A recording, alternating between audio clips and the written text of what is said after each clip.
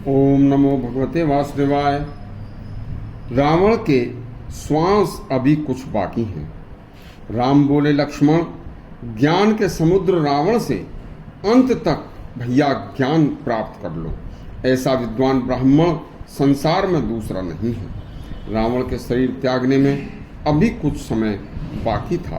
भगवान राम लक्ष्मण को बताते हैं, भैया, इस विद्वान ब्राह्मण को समस्त वेद शास्त्र उपनिषद पुराणों का संपूर्ण ज्ञान है, इसीलिए इसे एक सिर वाला होते हुए भी इसका नाम दशानन 10 सिर वाला पड़ा है। देखिए, तब लक्ष्मण ने कहा रावण से कि हे ब्राह्मण, मृत्यु के बाद कर्मों का योनि प्राप्ति में क्या कारण है? रावण बोले, हे सुमित्रानंदन, कर्म के जो दोष हैं, जैसे हत्या, चोरी, व्यभिचार, किसी का हरण, धन, स्त्री आदि कुछ भी क्यों न हो, इन दुष्कर्मों के करने से मनुष्य की जीवात्मा को मनुष्य, स्थावर, वृक्ष आदि की योनि प्राप्त होती है। हे लक्ष्मण, वाणी से किए हुए पापों के द्वारा जीव को पक्षी तथा मृग आदि बंचर की योनि प्राप्त होती है। तथा हे लक्ष्मण, हे तपस्वी, सुनो, मन से किए पापों के द्वारा जीवात्मा को चांडाल आदि का शरीर धारण करना पड़ता है। यह सभी शरीर के अंग जन्य पापों से परिणाम है। शास्त्र कहते हैं, देवत्वम सात्विका यान्ति मनुष्यत्वम च राजसा त्र्यकत्वम तमसा तामसा नित्यमित्सा त्रिविधा गति। हे लक्ष्मण, सात्विक गुणों से संपन्न व्यक्ति देव योनि को प्राप्त करते हैं। रजोगुणों से संपन्न व्यक्तियों की मानव योनि मिलती है। तमोगुणी व्यक्ति को मृत्यु के बाद त्रियक योनि में जाना पड़ता है। तामसी राजसी गति जघन्य, मध्यम तथा उत्तम 3 भागों में विभाजित होती है, और सात्विकी गति के भी प्रथमा, द्वितीया, उत्तमा 3 भेद हैं। इन भेदों के अनुसार योनि भी भिन्न भिन्न हो जाती है।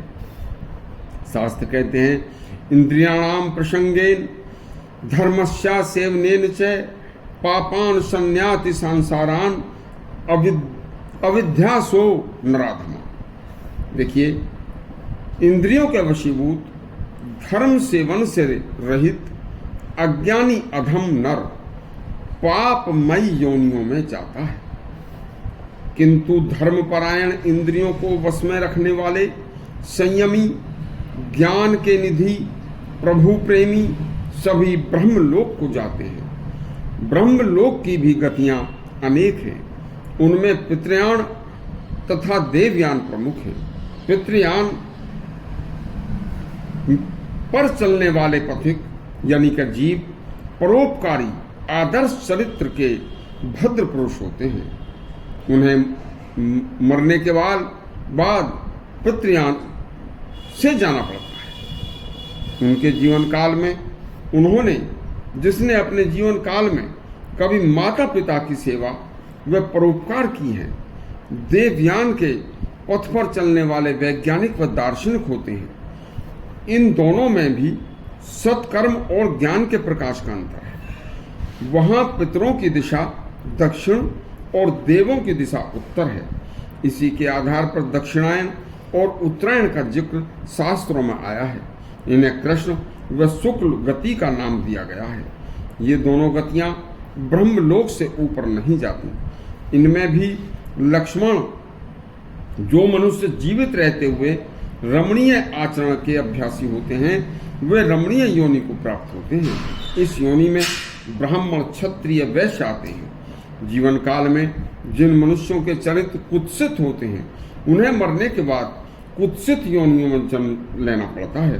कुत्सित योनि में कुत्ते, सुअर, चांडाल आदि की योनि आती हैं। इसके अलावा 5 पतित होते हैं। देखिए, स्वर्ण की चोरी करने वाले, मद्यपान, शराब पीने वाले, गुरु की सैया पर सोने वाले, गुरु पत्नी सहित किसी भी पर स्त्री से व्यभिचार करने वाले, ब्राह्मण की हत्या करने वाले, ये 4 पतित होते हैं। 5वां पतित इनकी मदद करने वाला होता है। इन पतितों की जीवात्मा करोड़ों वर्षों तक कुत्सित अधम योनियों में मरती है, जीती है, जन्म लेती है, आती जाती रहती है।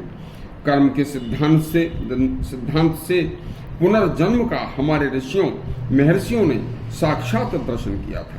हे लक्ष्मण, यह जन्म व मृत्यु का अति गूढ़ रहस्य मैंने तुम्हें सुनाया। यह सभी ऋषियों द्वारा बहुत पहले लिख दिया गया था, लेकिन दुर्भाग्यवश सब कुछ जानते हुए भी मैंने इन शास्त्रोक्त जीवन को नहीं जिया, जिसका परिणाम आज मेरे सामने है। यदि यह संवाद आपको अच्छा लगा हो तो हमारे चैनल सब्सक्राइब करें और घंटी दबाएं। धन्यवाद।